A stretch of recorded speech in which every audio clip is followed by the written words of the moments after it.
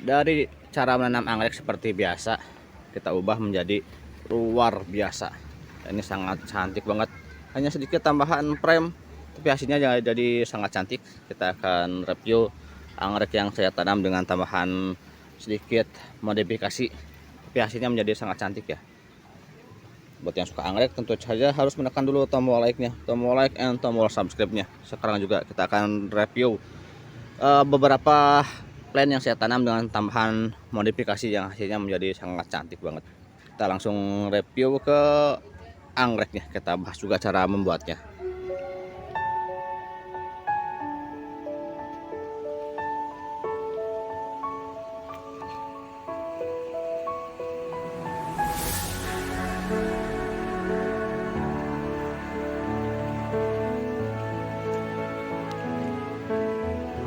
Assalamualaikum warahmatullahi wabarakatuh. Selamat berjumpa kembali di Kebun Tetangga Channel. Kali ini kita akan membahas beberapa tanaman yang saya tanam dengan cara yang tidak biasa.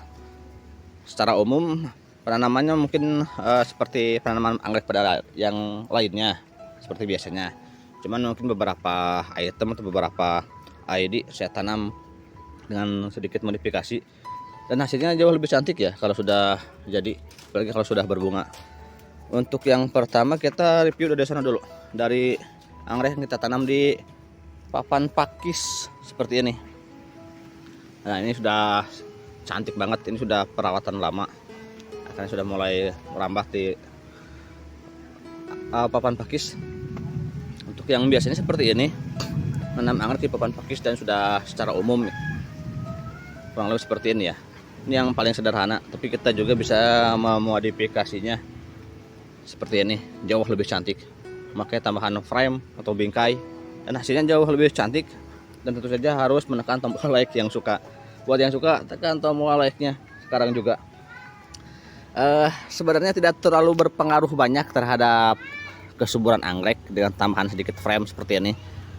Tapi dengan tambahan frame seperti ini atau bingkai, menghasilkan anggrek yang sangat cantik, yang jauh lebih cantik tampilannya. Padahal ini anggreknya cukup terjangkau ya untuk jenis ini. Untuk ID ini jenisnya Dendrobium enobi, tipenya tipe mini, tidak terlalu besar, dan jika sudah dirangkai seperti ini jadi sangat cantik. Jadi tidak hanya sekedar menanam anggrek, tapi juga menghasilkan karya seni yang sangat cantik, karya seni yang sangat-sangat mahal. Untuk ini juga sangat cantik ya, tidak kalah cantik. Ini adalah Cattleya tipenya mini. Jadi untuk anggrek tipe mini lebih mudah kita memodifikasi agar lebih cantik tampilannya seperti ini. Untuk yang ini juga tidak terlalu mahal anggreknya. Untuk yang dewasaan dijual sekitar Rp110.000. Tapi kalau sudah seperti ini jadinya sangat elegan, sangat-sangat mahal. Untuk anggrek yang ditanam seperti ini, saya memakai tambahan frame karena memang agak besar, jadi tidak cukup satu papan pakis. Kalau ada papan pakis yang cukup besar bisa memakai satu lempeng papan pakis, cuman agak jarang yang jual ya. Jadi kita memakai 3 lempeng papan pakis disesuaikan dengan ukuran framenya. Untuk ini ukuran A4 di atas 10R kalau untuk frame seperti ini. Untuk kacanya saya buka, saya copot kaca bagian depannya, kita tinggal tempelkan di belakangnya. Kemudian saya ikat dan juga memakai tambahan pot tentunya. Kayak ini pot untuk bunga plastik ya, bukan untuk bunga hidup. Yang seperti ini banyak dijual di toko online, bisa juga dicek di kiri bawah di sini. Nanti saya sematkan linknya. Untuk potnya saya belah. Saya memakai 3/4 bagian pot.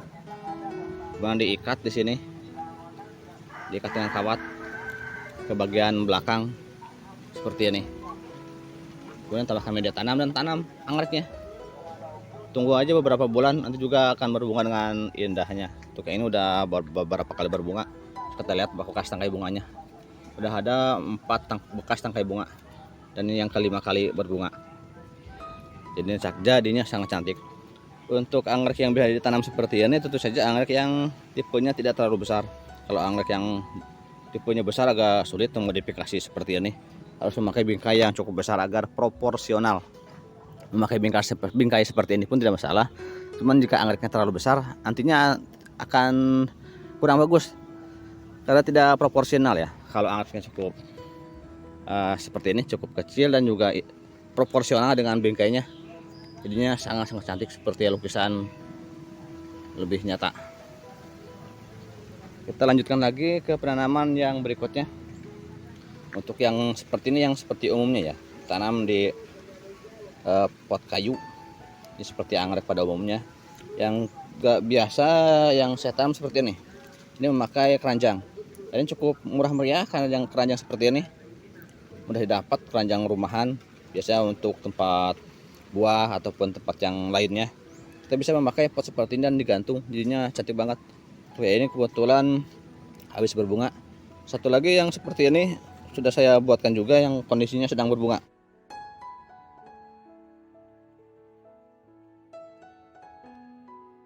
Buat teman-teman yang ingin anggreknya tampil lebih cantik tapi tidak ingin repot, kita juga bisa memakai pot dari tanah liat, tapi yang antik ya, potnya yang unik.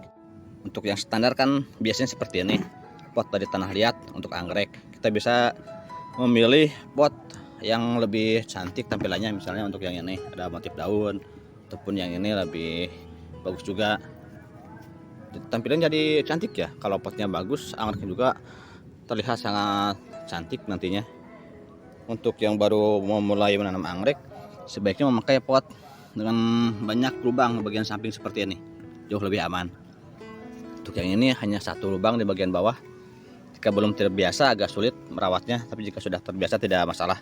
Ini udah agak lama saya tanam, udah mulai bagus.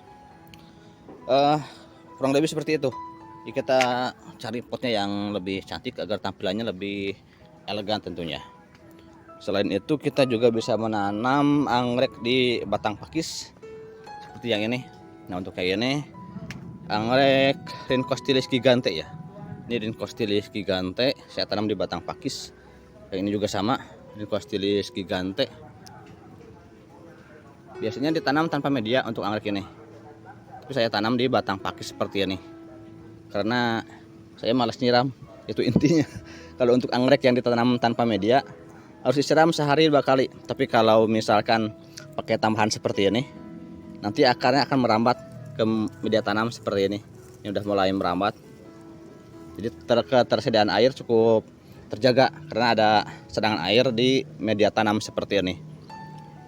Tapi ini harus digantung karena tipenya memang menjuntai. Seperti anggrek vanda ya kalau untuk Rhinchostylis. Bunganya menjuntai, cantik banget. Asli cantik banget kalau untuk Rhinchostylis.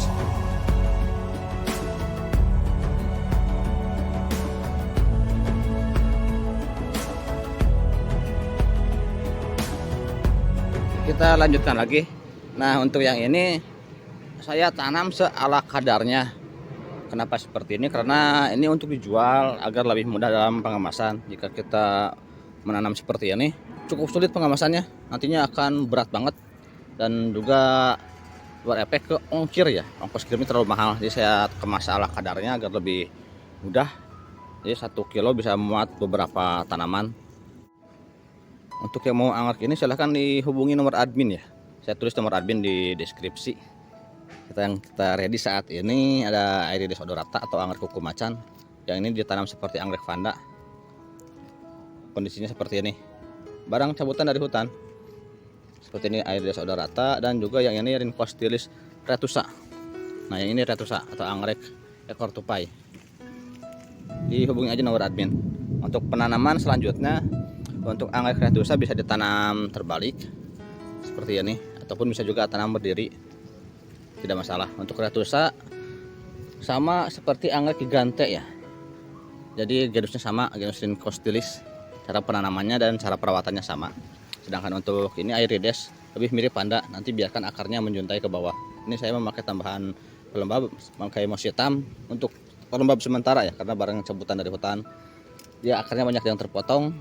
Agar lebih terjaga kelembabannya, saya tambahkan media tanam. Nanti di pengiriman agar lebih aman tentunya. Sementara segitu aja dulu. Mudah-mudahan bermanfaat dan menginspirasi. Jika ada pertanyaan dan yang lainnya silahkan tulis di kolom komentar. Wassalamualaikum warahmatullahi wabarakatuh.